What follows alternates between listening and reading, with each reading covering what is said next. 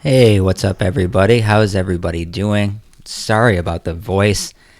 Actually, was fighting some kind of illness today. I think it's safe to say I don't have the coronavirus, but holy shit, man. How is everybody doing? Welcome back to the Spooky Sunday channel. We're going to have a little podcast, few topics that are of interest of us. We're going to have the drones, mystery drones in Colorado. We're going to have an update on the Doomsday Mom and the two missing children. She has been extradited. And we're going to talk a little bit about Elisa Lam. If you guys aren't familiar with that case, it's the woman that went missing, was found in a water tank on top of a hotel. They don't know how she got up there. There's weird elevator footage. We're going to break that down a little bit. So it's very good to see everybody. We'll wait a few seconds. Oh, thanks. Yeah, I hope I feel better too. So I went into work this morning and I didn't feel great. And then as the day went, it got worse and worse. I had a headache. I was feeling like real hazy. And I just told my boss, hey, man, I got to go. So I went home, took a nap, woke up, felt a lot better. So I don't know what the hell it was. Maybe I just needed to get some sleep, or I don't know. I'm not a doctor. I just play one on YouTube. So we'll wait a little bit for some people to make their way in. If you guys didn't notice, this channel was approved for monetization. What is going on? No, I don't think it's the coronavirus. Looks like it was some kind of bug that went away very quickly. Yeah, so I applied for monetization on the channel 2 days ago when I saw that I hit 1,000 subs and enough hours of watched videos, and they came back and said I was approved. Now, we've been approved before, and YouTube has stolen the money when they kicked us off, so I'm not holding my breath that anything's going to happen, but it's a nice touch. Probably because I've gotten rid of all the videos of the past that was on this channel, and it's just the Spooky Sundays. Some of them maybe, not many of them really crossed the line as far as community guidelines, so I don't know what that means. Yes, Jeff O'Donnell. We kind of keep that stuff away from this channel, though. If there's some missing person stuff we have to get into, we'll get into it. I think people were confused that that's just a character and a fun time we were having. People are taking it a little too serious. But it's very nice that everybody's here. Was kind of waiting for some more people to make their way in. RE with the $5 donation. I'll read that very quickly. Let me get to that page. So I'm just gonna ease my way into this one. I'm sure you guys have heard of the mystery drones in Colorado. That'll be our first topic. Then we'll talk Elisa Lam. Then we'll talk the updates in the Doomsday case. I know you guys mostly have heard of that from me. Irish Ryan, $5 for the content, bud. Thanks, buddy. I appreciate it, man. It's the only way going to be able to put this many videos up on multiple channels. I actually was offered a podcast on a up-and-coming radio network that's coming up, but I just told them I don't know if I'm going to be able to do that with everything else I have going on. But I'm going to talk to him this weekend and see what he had in mind. I don't know if it was something I could already do with the channels I have, or he needs a whole new channel and a new show, which would put a lot on my plate. So we're going to see. What's up, Andy? What's up, One Step Too Far? Modus Operandi. Kevin Dugan. Very good to see you guys. All right. See, people are sharing it out on Twitter. All right, very nice. So we'll start with the mystery drones over Colorado to kind of ease our way into this video, and then we'll go into the Elisa Lam case. I think you guys have heard about that on the Missing 411 video I did. Now, we just played a clip of Elisa Lam. We didn't really go too deep into it. I got a lot more stuff today. Actually, a new video of a body language expert that looked at the elevator footage. So, should be fun. Should be a fun show. Not a crazy awake right now. Just kind of easing my way into it. Like I said, had a headache. I was sick earlier, and you can probably tell in my voice that it's something still lingering, but pretty much got over it in 10 hours. So whatever it was, I was able to beat it. Yes, Modus, the elevator chick. And we'll get to it. I'm just going to take my time on this one. I have no idea how long the show is going to be, but we have a lot of stuff to get to, so it could be a little longer than normal. Usually these podcasts are about an hour and a half. I like to keep it right around there so we have some consistency over here. As far as other things that are going on, this kind of set me back today, but we should have a stream on the main channel. And then Spooky Sunday, it might not be until late night Sunday. I have to work a double that day and make up some hours from today. So have no plan really yet for what's going to go on, but hopefully we get a Spooky Sunday. And we've been 18 weeks in a row, so we'll see what happens.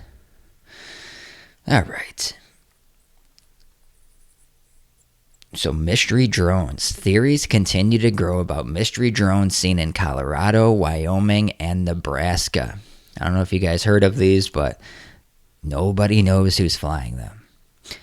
In Wyoming, people insist that they've spotted fleets of large drones crisscrossing rural America's night sky. Their mission, mysterious, raising questions that they veered into conspiracy theories and launching an investigation. Andy says, congrats on the monetization with the $2 super chat. I appreciate it, buddy. Thank you. Oh, nice. That comes up through Streamlabs as well. Sweet. That's going to be nice. We'll see how long that lasts, you know. You gotta make over 100 for them to even process anything. My last channel, they took about $1,200 from all my channels and never sent it out. So we'll see what happens. Authorities in Colorado have tried to put those theories to rest, announcing that they have confirmed nothing unusual or criminal about dozens of weird drone reports since November. They said they were mostly hobbyist or commercial aircraft, stars, planets, or weather phenomena. Always the weather phenomena.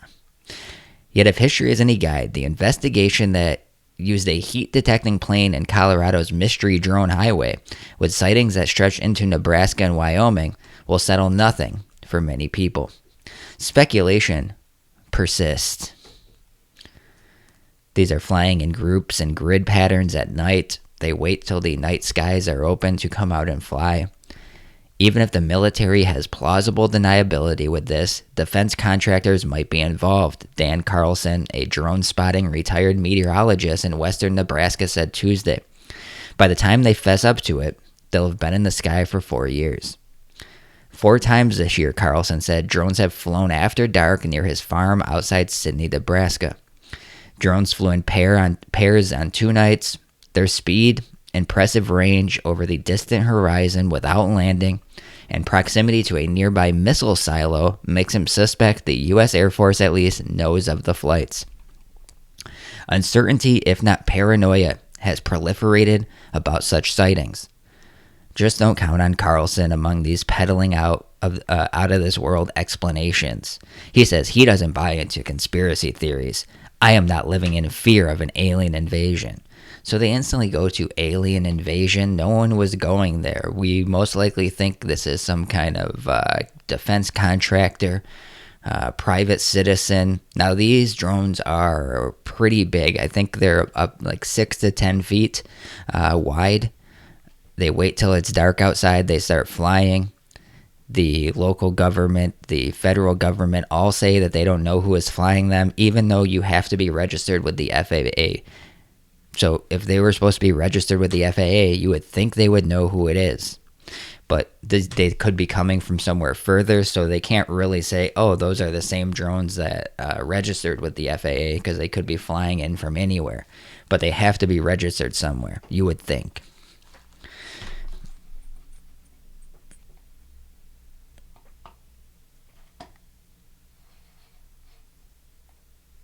All right. A night on the plains, chasing the mysterious drones of eastern Colorado. Yes, the car-sized drones, yep. How one community is dealing with their bizarre aerial visitors. It's 6:30 p.m. on a chilly January night, and the Lincoln County Sheriff's Office is prepping for calls. Drone activity reported just now, Highway 71 and County Road 4D, Deputy Justin Allen says in a text message to a Denver Post reporter who's on the hunt for drones hovering over the eastern plains. On a desolate dirt road just north of Lyman, the sky is lit by stars and a waxing crescent moon. Then a small set of red and white lights blink rapidly, punctuating the rural Colorado landscape. The aerial object travels briskly across the sky at several hundred feet above the fields and wind turbines. Minutes later, another one creeps onto the horizon, and then another one. The drones hover above vast expanses of land outside a small, mostly empty Colorado town, Last Chance. "We just coexist with them now," said Lincoln County Captain Michael Yoel. "You see them, and you just tip your cap." So these things are just coming every night. They have no answer, and they just expect them to come every night. Adam says, "Police drones? I don't think so. I don't think so. They don't know what they are." And I'll have some Air Force documents where they're saying they don't know what they are. So it's a mystery for sure. Colorado's Eastern Plains are ground zero for one of the strangest phenomena in the United States. Since mid-December, a legion of unexplained drones with 6-foot wingspans have flown the night skies over at least 9 counties in eastern Colorado and western Nebraska, inspiring conspiracy theories, perplexing agencies, and confounding citizens from around the world. The FAA and the Colorado Department of Homeland Security are investigating the bizarre flights. The governor, the senator, all want to get to the bottom of what has become a national mystery. Local sheriffs and residents are concerned and bemused by the hubbub, but they yearn to figure out the origin behind their strange visitors. Local sheriff says there's no rhyme or reason, and they've been tracking the flight patterns for 2 months.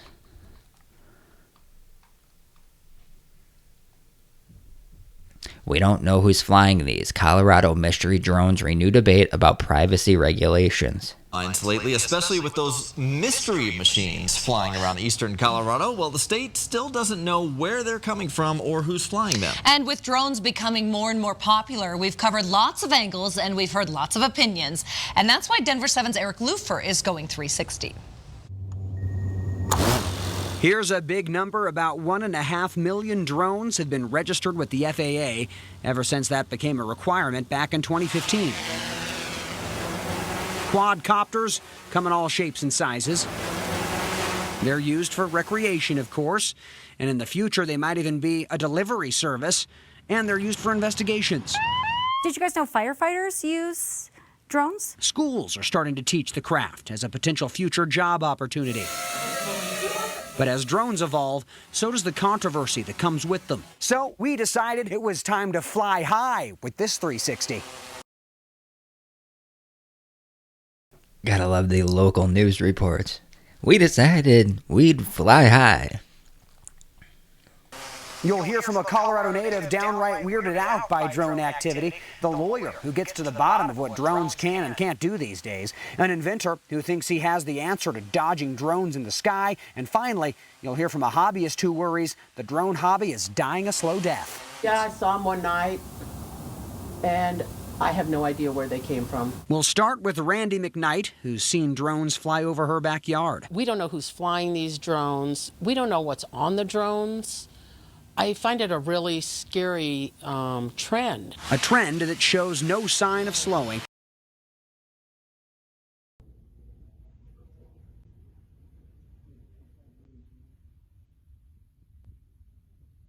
That is a drone.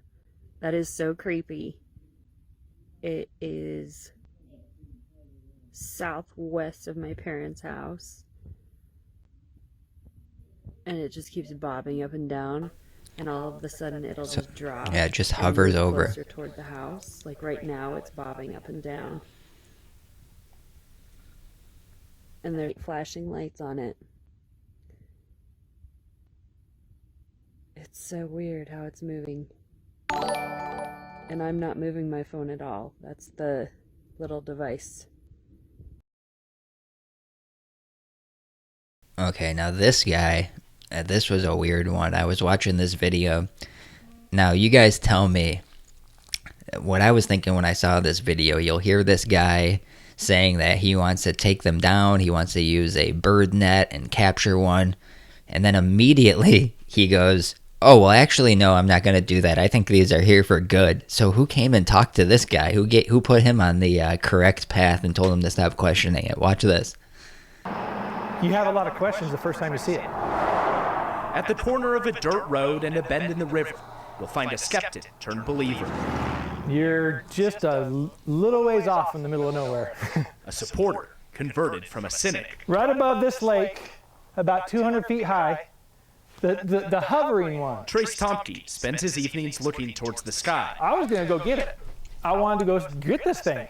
I started walking to it and it left. It saw me. When a drone floated in the cover of darkness above his farm, I told him I had the means to bring one down. he prepared to solve the mystery himself. We have bird nets that we could shoot at it, entangle one, and catch it without damaging it. Since then, he's changed his mind about committing a federal crime. He supports the drones. Now it's all good. Now it's okay. He's not going to commit a federal crime anymore. Now, whatever the drones are doing, I view it as protection. They're doing something very important, and it's very secretive. How do you Let know? them do it. as the clocks tick, They're doing something to protect us, very secretive. Let them do it. What? How did you go to? I want to take it down to. Yeah, you know what? Actually, they're here to protect us. They're here to look over us. They're our friends now. That's just a weird one. Within a minute, that he changes his mind. I don't know. You tell me. Someone had a little talk with him, I think. Ken of the North donated $5. Says, "Thanks for the content." Oh yeah, this channel's really fun. We like these stories over here. So heavily redacted Air Force emails reveal concern over Colorado's drone mystery. So this is the latest one that I found. Heavily redacted internet emails from the Air Force show that the mystery of the drones that flew over Colorado in December and January remains. Communications obtained through the Freedom of Information Act reveal just how serious the unidentified flying object reports were taken. The emails come from Douglas D. Johnson, a volunteer sleuth in affiliation with the Scientific Coalition for UAP Studies. What is that? Unidentified Aerial Phenomenon, UAP. Johnson recently obtained the heavily redacted emails through a FOIA request. The emails document the shocking internal communications of the Air Force Public Affairs Office at Francis E. Warren Air Force Base at the 90th Security Forces Group in response to the various drone sightings. Johnson filed 2 separate FOIA requests for all official correspondence. In one heavily censored email, the confusion of officials shows noting the situation is becoming severe. So it says, redacted, understand you're part of the FBI task force looking at this. Please send me an update. This is becoming a big deal. What's our public affairs play here right now with regards to this ongoing drone effort? In another email, confusion is expressed by an unknown sender who asks their superior if there are any operations going. Hey Colonel, northeastern Colorado is a tizzy about drone sightings. They all seem clustered in an area that has quite a few Minuteman sites. Do you know if security forces is playing with the UAS's unmanned aircraft systems up there? In a third email, that question above is answered within the 90th Security Forces group. The group states that the drones are 1,000,000% not us. I've seen some articles pointing the finger at us, but I can definitely say this is not our team. So that's the Air Force saying that they are not involved. However, emails depict this could be a defense systems being tested with the subject line, autonomous-based defense system. The senator discusses there was a capabilities demonstration at an unknown military base. Another message states that the engineers from an unknown organization would be on base January 17th to lead a briefing on unspecified autonomous-based defense systems. The organization Dedrone, an anti-drone company, as another email indicates. However, there is I hate how they write this thing. There's no way to be certain due to the fact that the emails are heavily redacted. Perhaps one of the strangest emails found in the Security Forces group releases states that the drones appeared to be dropping potatoes. According to media reports, the unknown sender adds that the Perkins County Sheriff's Office collected some of the, quote, potatoes for analysis. Okay, that's just weird. Sheriff deputies are responding and seeing the drones as well. They reported seeing a, quote, mothership in diameter, flanked by 10 smaller drones, some fixed wing, some not. When deputies follow the drones, they clock them at speeds of 70 miles per hour. The drones also appear to be dropping or picking up things like potatoes. That's just weird. This whole thing is weird. The FBI is looking into it. Someone else reported that the potatoes have an agricultural purpose and are used by farmers with their large center pivot irrigation systems. Some weird way to farm? I mean, that doesn't even make sense to me. Dropping potatoes. Just imagine them dropping one and hitting you. Maybe it's some kind of a potato gun, potato launcher. Maybe it's just kids messing around. The whole thing is weird. It's a mystery that hasn't been solved. They were heavily over the skies in December and January. They seem to have slowed down with no answers as to what they were. But it was just kind of like a fun little thing. But it goes to show you that with these drones flying through the sky, you really have no right being on the ground to stop these drones from doing anything, or even stopping them from using a camera to watch you. So, like, if you think about it, these drones can fly over you. You have no legal recourse to stop them from hovering over you. Amazon using them for delivery systems. Whatever these drones are doing above you, you have no recourse to take care of it. You just have to accept that they're there now. Let's see here. Alright, what's up, Glitchmod? How you doing? Hey, Kevin, UFC Buffalo, good to see you. Keys says, how far over you? Don't know what that means.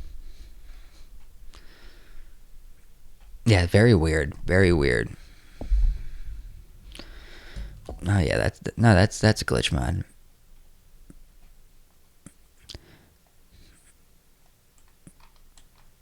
Alright. I was just watching these old videos from the 70s on Wall Street because when I was thinking about the privacy that we have or don't have because of the drones, I started listening to this thing back from the 70s, and they were talking about how privacy was dead then. There was just some cool old footage. Okay. Tape. Bureaucracy, Washington. Bureaucracy, red tape.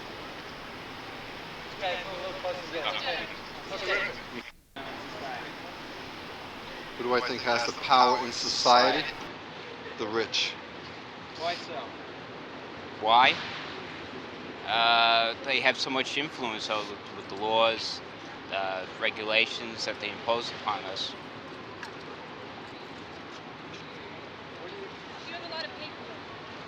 Do I have a lot of paperwork? Yes. Do I have a lot of paperwork? Yes, I do. I like these old videos. They're devious. What do you think about the information society? What do I think about the information society? I think in a lot of respects it's good. It's but then like what we were discussing before with privacy, the laws of privacy, there's probably none whatsoever, which is an invasion. So 1978, just saying, yeah, there's no more privacy left. This is pre-cell phones, pre-drones, pre-all this stuff, and they already knew that there was no privacy left. So it's just always fun to look at these old videos. I like doing the ones that have the old buildings, but listening to people talk in the 50s, 60s, 70s, just seeing how they dressed, what they were doing, how they handled themselves. Those are fun videos. Kevin Dugan with $3 says, my bet is the Rolls-Royce devolved cold fusion nuclear drone. I don't know what that is. I don't know what that drone is. Lucy Davis says, looking good. I was sick earlier, too. Can't believe I look okay. I got the color back in my face. I felt like shit this morning. I went to work at 8:30 a.m. Had a headache.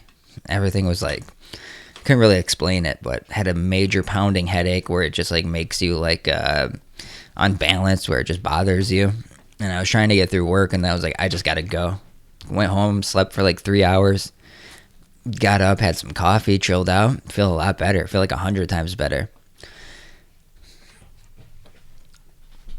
All right. we're going to move on to the Elisa Lam case. Now, we have covered this before. I'll have the David Paulides breakdown of it. I'll have an elevator body language expert that was looking at it with John Lorden of Lorden Arts, the brain scratch videos that I've played before. So give me 1 second to pull these up. And I do have an article from All That Is Interesting about the Elisa Lam case.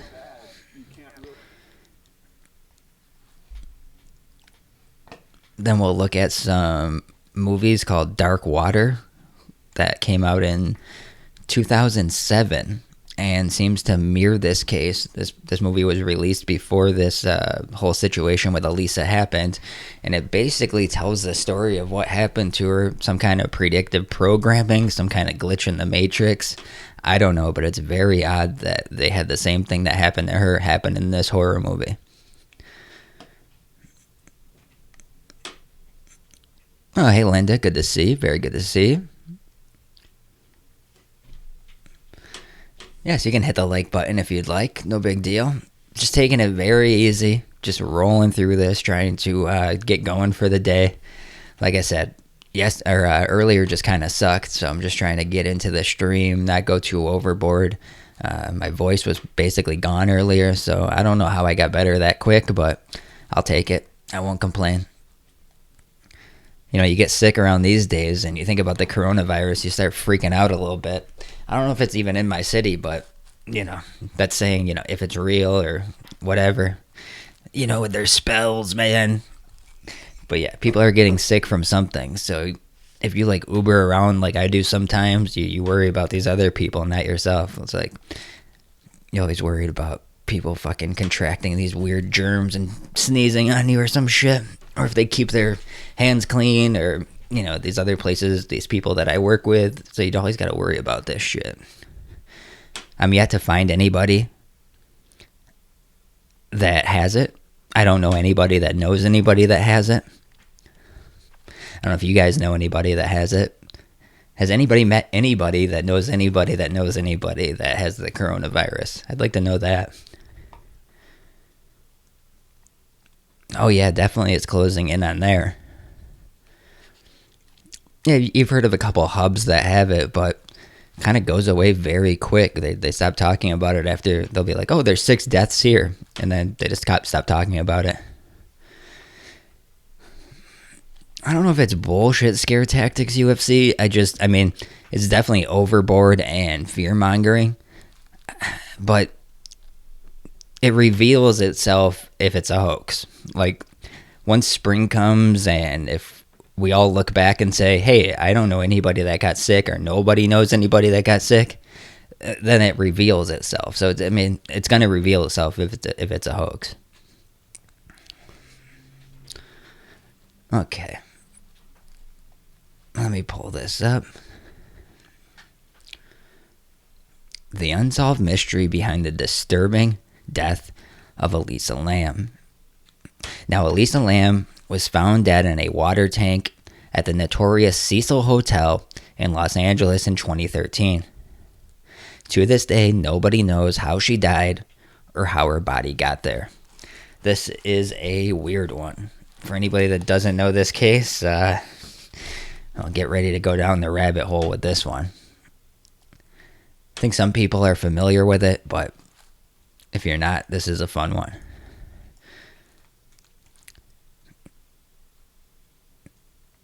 In 22 years plus of doing this job as a news reporter, this is one of those cases that kind of sticks with me because we know the who, the what, the when, the where, but the why is always the question, said NBC LA reporter Lolita Lopez.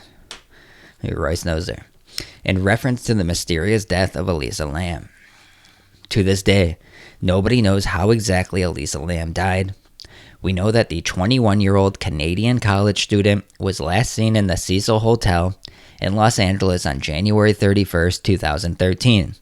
But the infamously chilling hotel surveillance video that captured the bizarre final moments before her disappearance, let alone the other details that have emerged since, have only elicited more questions than answers, ever since her body was discovered in the hotel's water tank on February 19th. Her tragic demise has remained shrouded in mystery.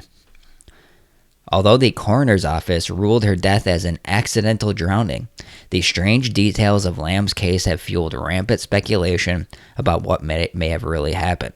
Internet sleuths have come up with a myriad of theories about the tragedy, involving everything from murder to evil spirits. But when it comes to the disturbing death of Elisa Lam, where does the truth lie? On January 26, 2013, Lam arrived in LA. She had just come by the Amtrak train from San Diego and was headed to Santa Cruz as part of her solo trip. And this was around the West Coast. She was going to a couple different places. The trip was supposed to be a gateway from her studies, or a getaway from her studies at the University of British Columbia in Vancouver, where she was originally from. Now, her family had been wary of her traveling by herself, but the young student was determined to go at it alone. As a compromise, Lam made sure to check in with her parents every day of the trip to let them know that she was safe. That's why it struck her parents as unusual when they didn't hear from their daughter on January 31st. The day she was scheduled to check out of the LA hotel, the Cecil, the Lambs eventually contacted the LA Police Department. The police searched the premises of the Cecil, but could not find her. All right. Well, let's get to one of the weirdest cases in this book. And that's Elisa or Eliza Lam? I'll go with whatever you say. And she may be probably the most well-known case in this book because her video went viral on the internet a year or so ago. And if people go to YouTube and put in her first name, Elisa, and her last name is Lam, Lam, you'll be able to watch it. January 31st, 2013, Los Angeles is when it happened. And I'll first talk about the location. It's the Cecil Hotel, 640 South Main Street in L.A. Depending on where you read it, it opened in 1924 or 1927. It has 14 floors. There's 4 water tanks on a platform on the roof. The roof is restricted access. It's locked. You can't get up there, and it's alarmed. The hotel is an advertised location for business people, but most people would consider the area it's in as a skid row. Some history behind it is a guy named Richard Ramirez, who was known as the Night Stalker. He was convicted of 13 killings between 84 and 85. He lived on the 14th floor for $14 a night, and some people called his killings satanic. In 1991, an Austrian named Jack Untweger came to the U.S. and lived at the Cecil. He supposedly was a journalist covering crime in L.A., and he lived at the hotel for 5 weeks and killed 3 prostitutes in his room. In 1964, Goldie Osgood was staying in the hotel. She was stabbed, raped, and killed there. Oh, man. In the 50s to the 60s, the Cecil got notoriety as a location with the most suicides. In 54, a woman named Helen Gurney jumped and killed herself. In 62, Julie Moore jumped and killed herself. In 62, again, a woman named Pauline Otten jumped out the window, landed on a pedestrian. Both were killed. And what I say in the book at this point is I say... So the Cecil Hotel has a history of all these weird things. You have murders, you have serial killers like Richard Ramirez, suicides in the 30s. In 1944, one of the youngest victims at the Cecil Hotel had their life taken, where a baby was thrown out the window. George Gianni was one of the strangest deaths at the Cecil Hotel. In 1962, 27-year-old Pauline Otten was arguing with her estranged husband in a room on the 9th floor of the hotel. After Otten's husband left, she wrote a suicide note and jumped from the window to the pavement below. Unluckily, Gianni was walking directly below. Otten landed on him. They were both killed instantly. Just a lot of weird history behind the Cecil Hotel, and it comes into play when we get into this Elisa Lam case and how she was something happened in that elevator, and you're going to see the footage from the elevator and how she ended up on the roof with the water tanks. All of this is a mystery. We're going to have you're listening to David Paulides right now of Missing 411. He's going to do a quick breakdown of all these weird things surrounding it. Then I have a breakdown of the elevator footage and with a body language expert from the show Brain Scratch. This is on the channel Lorden Arts. The guy's name is John Lorden. Super nice guy. I've talked to him before. Does investigations, and he's just really into missing people and helping the families. He puts a lot of donations up to help these families and gets the word out on their case. So we're going to use his video because he always does good stuff. Wouldn't you like to know the history of the location you're staying in? Yeah. Well, how about the history of the room you're staying in? Would you be comfortable staying in the room that Richard Ramirez killed 13 people in? You know, I would at least like to be aware of it. Man, you're brave, Soraya. I wouldn't want to stay there. Because that way, if something odd happened or I started feeling weird, I might be able to connect to why. Yeah, until you're flying out the window looking at concrete below. True. And then that says, did these activities in this place cause this place to get a bad vibe that caused these things, or is it the location all along? Cause and effect, who knows, right? Yeah. So Lisa Lamb, she was a psychology student from University of British Columbia. As by chance, UBC is a case I've written about 2 other students who disappeared under unusual circumstances. And she was on a holiday break. Her Chinese family owned a restaurant in a town called Burnaby just outside of Vancouver. She rode Amtrak to LA. She got a room at the Cecil. Now, why she went to the Cecil, we'll never know. But while she was there, she went to San Diego Zoo. She saw Conan O'Brien's show. And we know this because of Facebook posts. Her friends stated she would never drink alcohol and would never smoke or use drugs. And there is toxicology reports that prove this, that she was not on any drugs. That was a speculation of people. People made this claim once there was a lot of questions about her death. And there's a lot of mystery around how the cops handled this investigation, why they tried to, chalk it up to a accidental death so quickly, why they only released this elevator footage that doesn't show anybody else. No other cameras have been shown to people. They don't have the footage from the hallway, the roof, how she got up there. This whole thing is mysterious, and they almost laugh in your face by only giving you this footage, which is bizarre in itself. I'm sure you guys have seen this video before, but I will leave it playing as we listen to David Paulides of Missing 411. This is a 13-minute clip. We're about 3 minutes in, and he just has the best details that I've heard anybody have, so we're going to use his clip. She called her parents daily and reported in just to keep in touch. And her parents knew something went wrong when she stopped calling. So her parents called Vancouver police to report her as a missing person, and Vancouver in turn called LAPD. And LAPD in turn went to the hotel and brought in search dogs to scour the hotel from the basement to the ceiling. And they brought dogs to the ceiling, up onto the roof, and no scent was picked up. Nothing suspicious was found. No locks were tampered with, nothing was broken, no alarms were malfunctioning, everything worked. Now on April 14th, LAPD released a CCTV footage of Elisa on the elevator in the hotel. She was wearing black shorts, a red sweatshirt, sandals. She enters the elevator. Someone said sleepwalking with a question mark. I don't think so. There is a point in this where we'll talk about she's not wearing her glasses. That could maybe be why she was pressing so many buttons or having to look that closely. Like I said, I have footage. It's all speculation, but I do have a video from a, quote, body language expert that talks a little bit about what she believes is happening here. And it's stuff you don't even think about sometimes. I'm not saying that I believe body language experts or they're the end-all be-all, but it just gives another layer to the case. I mean, we're talking about 2013, guys, so anybody with any kind of answers or speculation is always good to hear.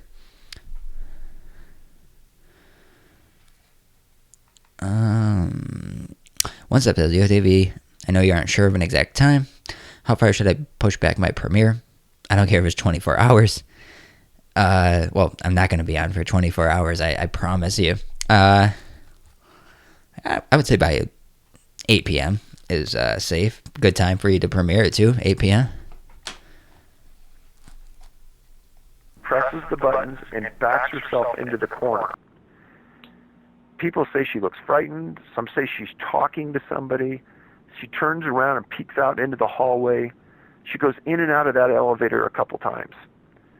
And eventually, the elevator won't move even though she's pressing buttons. And she exits, and she's never seen again alive. And I actually will have a answer for why she pressed the buttons and the elevator stayed open, why it wouldn't move. What actually happened was when they installed these elevators, they were using them to move a lot of stuff in. So they had a button on the elevator that would allow you to press it and it would stay open for exactly 2 minutes. So we assume she hit that button on accident and she was just confused as to why it wouldn't close, which just adds an extra little layer of weirdness to it. Now, fast forward. And that's coming from people that went to the hotel themselves and tested the elevator and timed it. Exactly 2 minutes it stayed open. To February 19th, 2013, and residents in the hotel are complaining about low water pressure. A maintenance man takes a ladder to the roof, turns off the alarm to the door, unlocks the door, and goes up onto the roof. And he's made his way up to 4 1,000-gallon tanks that are sitting on this platform about 4 or 5 feet up off the top of the hotel. Each tank is about 4 foot in diameter and 8 feet tall. There isn't a ladder to get to the top of the tank, so he had to bring a ladder to get to the top to open the latch to look inside. Now, he opens the secure latch on the tank, and inside he sees Elisa floating face up naked. So that's when the body is discovered. Now let me show you something really weird. This video is on YouTube, July 13th, 2007. So this movie was made before then. This death happened in 2013. This is called Dark Water, guys. Watch this.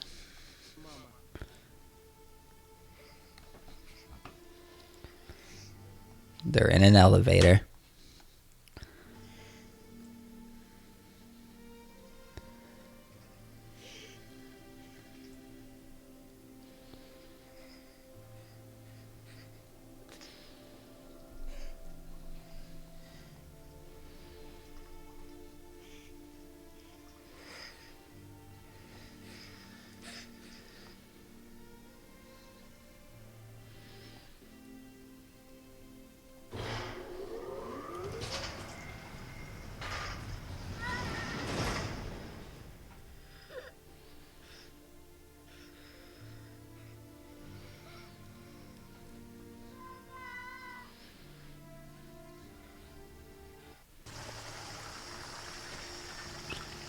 Got the elevator going up. I mean, this is fucking weird. Excuse me for swearing.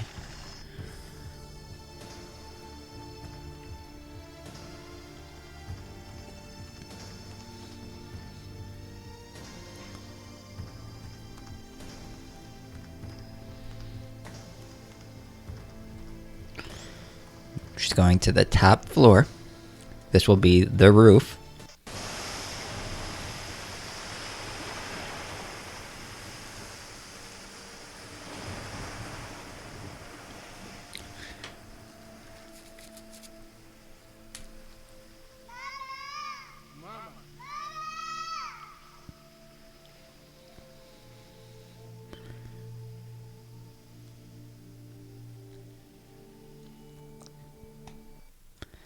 It actually shows the water tank.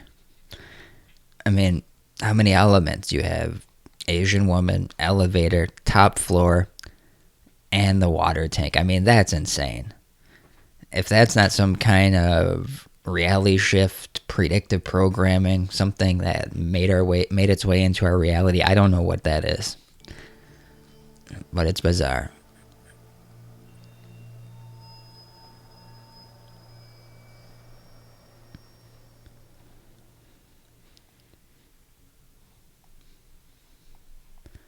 Obviously, something's really wrong. So he calls LAPD. They respond with their robbery homicide team, and they bring in their crime scene crew. They say that the tank is too small to remove the body, so they have to cut a hole in it to get her out. They find her sandals around her in the tank. There's no visible injuries to the body. On February 20th, CBC Canada, one of the big news agencies in Canada, has a scheduled interview with LAPD detectives about the case, and they cancel the interview at the 11th hour, and they won't talk. On February 22nd, the coroner's report comes out as inconclusive cause of death. 4 months later, the coroner comes out with a supplemental report stating it was accidental death by drowning. They never tested for GHB. They stated that her blood alcohol level was 0.02, but that was caused by decomposition in the body. That tends to put your blood alcohol level a little bit up. I requested and got a 27-page coroner's report from the LA coroners. I requested a copy of the LAPD report on the case. I was denied. LA said they wouldn't release their police report. The coroner's report listed that her clothing that was found in the tank was exactly the same that was seen in the elevator footage. They stated that it wasn't suicide and there was no foul play involved. What I write in the book is you gotta think logically here. If the death was accidental, you must believe Elisa went to the roof, somehow bypassed a locked door, somehow bypassed the roof alarm, somehow managed to walk up the side of managed to get up the side of a slick tank with no ladder, managed to get inside the tank, managed to take off all of her clothes, and then she drowns. And not only that, but since they couldn't get the body out, how would she have gotten in? You're singing to the choir with that statement. What do you make of this? This one bothers me more than some of the other ones, and maybe it's just because I saw the video. But when I first looked at this case... And you have to remember, her vision is really bad. You can see how close she is to the buttons when she's trying to press them. She has to look very close to them. But somehow we're to believe she scaled outside of the building onto the tank. She got onto the roof even though it was locked. This whole thing is bizarre. I mean, it's not only puzzling, but you can really feel for her when she's sitting in that elevator, just kind of freaking out. And I think most people's first response is that she's on something. But obviously they did the toxicology, and her friend said she didn't do drugs, and there's no easy explanation for what's happening there. And there's also no good explanation for why the elevator isn't responding. Correct. Her behavior... Now, we did get an answer on the elevator when it was investigated further. It isn't just like she's hiding from somebody. It's like she's trying to figure out what's going on. Right. And then, of course, again, as you said, how did she get to the roof? How did she get inside there? I mean, why would she get inside there? It's so hard to wrap your brain around. It just literally does not make sense. The facts don't add up. If Elisa had made her way to that roof, and if she had somehow crawled up that platform and crawled up the side of that tank, her scent would have been all over that platform and all over that tank. Yeah. And there was none. Why, and I've in all my books I've talked about these, why would she be found in that tank naked? Yeah. And because there's no reason her clothes would have come off just by being in the tank. No. And it's not a place you go for a swim. No. Now, if that wasn't unusual enough, I was reading LA news around this time, and this article came up, and I almost fell out of my chair. I have a friend that's in the medical business, and they could not believe what I had just shown them. So Elisa's pulled from that water cistern on February 19th, 2013. On February 21st, 2 days later, there's an article in the LA Times about the Center for Disease Control dispatching a group of scientists to LA to understand a sudden surge in this atrocious strain of spreading tuberculosis that they can't seem to control. Now, first of all, for the CDC to respond to a group of scientists anywhere takes a major miracle, but they did. That tells you how bad it must have been. So they respond, and the scientists in the article stated that they would be using, now follow this, the Lamb/Elisa TB test in this incident. This is not a joke. They would be using the Lamb, Lam/Elisa, ELISSA TB test to confirm the presence in these victims. We go back and we did a history on this test, and it existed as long as 8 years ago before this incident happened.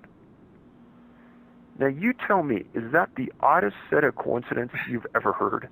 Yeah, that's another one. I mean, a coincidence is a coincidence, but that's just, what are the chances that that's going to drop right at that same location 2 days after she was pulled from the tank?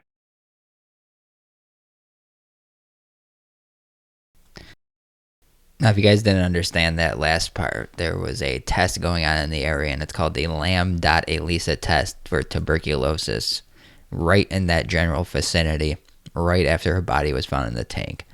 So that's just one of those weird things that puts itself into this reality, puts itself into this case, and after a while you stop thinking normal and think, okay, are these predictive programming things? Are these clues or signs to tell us that something is odd here, something point us in the direction that this isn't on the up and up, that there's something wrong with this investigation, that the official story just doesn't make any sense?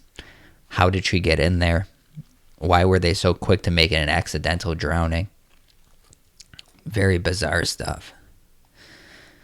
Okay, I'm going to see if I have, which I think I do, a little bit on the elevator footage. Now, this is Sandy Hu, and she's a body language analysis expert, and his name is John Lorden. He runs a channel called Lorden Arts, where he does brain scratch and a couple other videos that help missing persons and their families.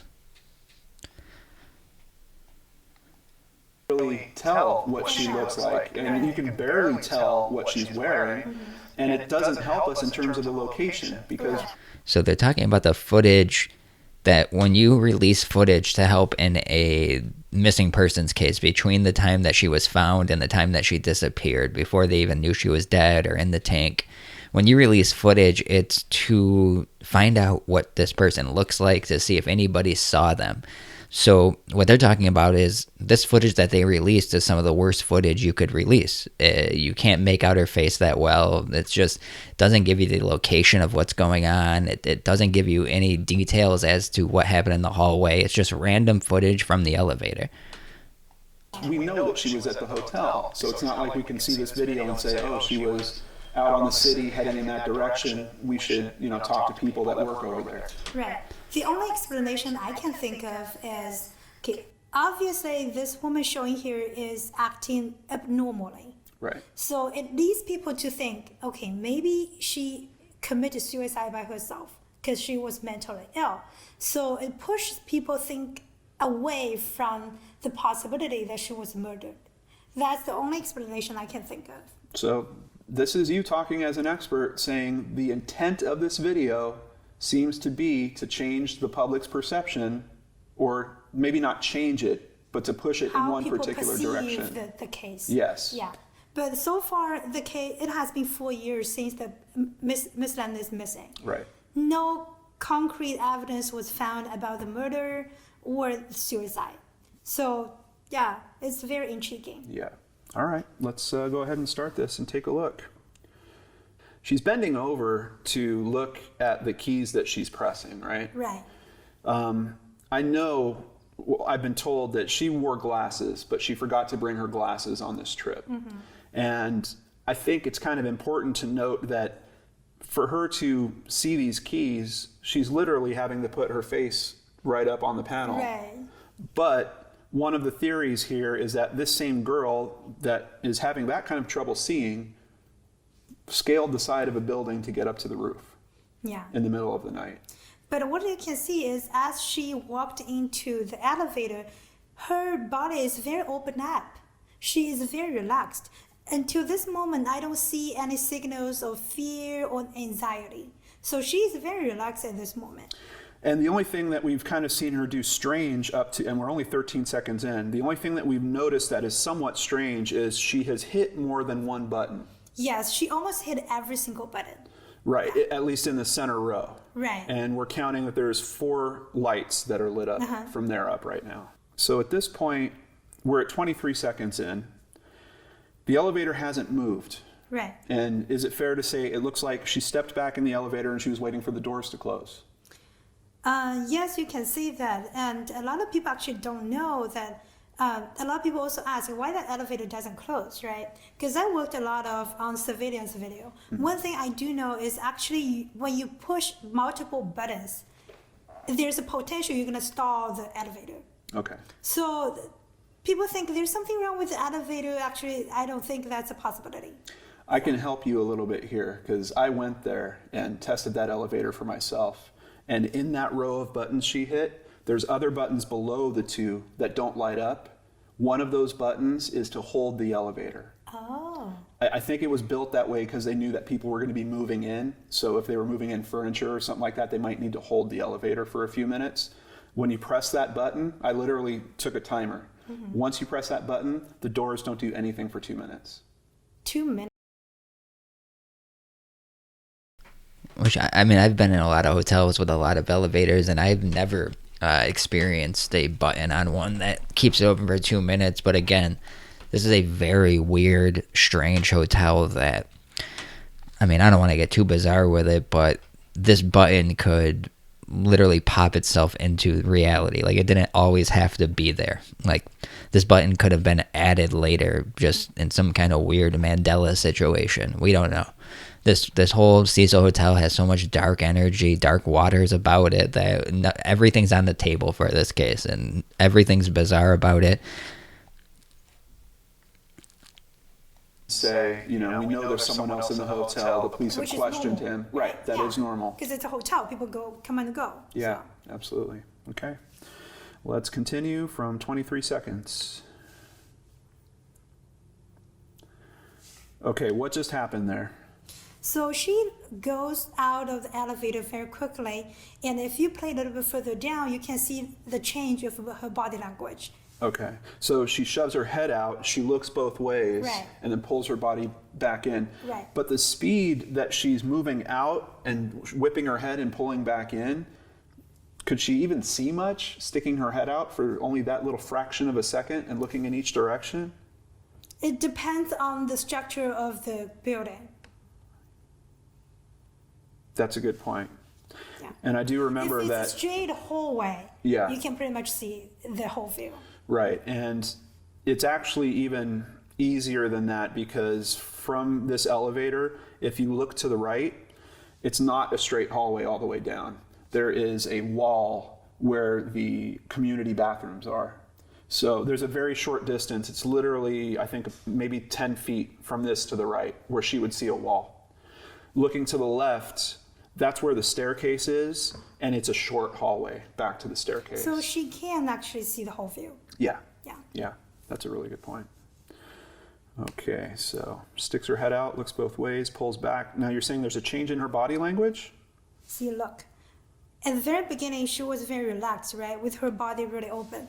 But here, on 33 seconds, she's holding her hands together and her feet are closer together. So one significant difference between a body being relaxed and being nervous is how open your body is. Right. So if you are nervous and you are concerned of something, then you're trying to hold yourself up, trying to lock yourself up. So that's what she's doing. So this is a very significant psychological change from being relaxed to being nervous. And in a very Now, they go through this footage. I'm going to give you guys this link because it is an hour video and we're not going to play his whole thing. But they go through this footage, and if we're going with this is a straight murder that was helped to be covered up, the theory is that this is some kind of hotel employee or someone that has access to the roof at that building. Maybe a former employee that still had access, or a current employee when she was there that helped her get to that roof or brought her to that roof. And the speculation from this body language expert is that she actually didn't know the person, but she knew the person. She had communicated with them before. And most likely when she was in the elevator, she was going to meet this person, and he might have actually been right outside in the hallway when she was in the elevator.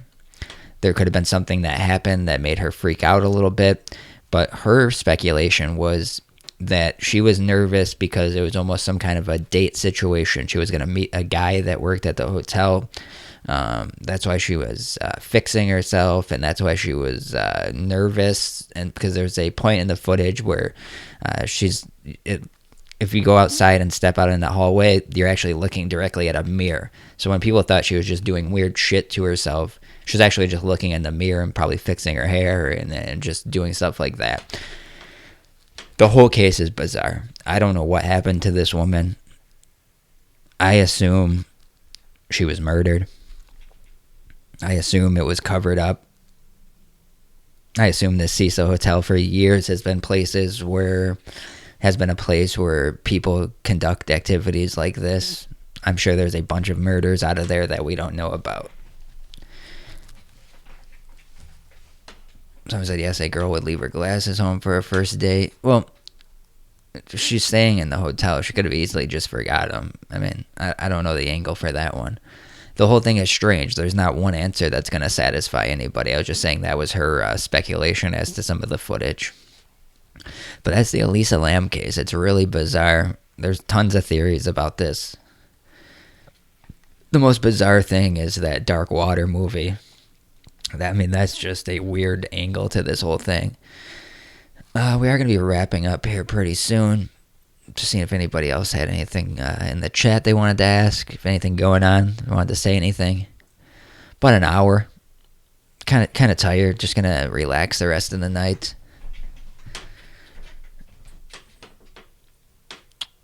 Someone said, "What's your email?" We'll see. There should be a Twitter link in the bio or the description of the video. You can just send me stuff on Twitter. I'm not going to put the email out right now. Just hit me up on Twitter if you got a story. Some other people put stuff on Discord, and we use them. I'm always looking for new cases or different scary topics because we put together these hangout streams, and it's always good to have fresh content for them. Other than that, I'm just going to take it easy the rest of the night. I'm going to get going on prepping the Sunday show, even though I have to work that day. Hopefully I can get one in at nighttime that night, maybe like 11 p.m. or something. But other than that, there'll be a stream on the main channel this weekend and the Spooky Sunday stream right here. Other than that, I don't know. I might be a guest on some other people's streams. Still working out those details, though. So hope you guys are going to enjoy your weekend. Hope you guys are having a good week so far.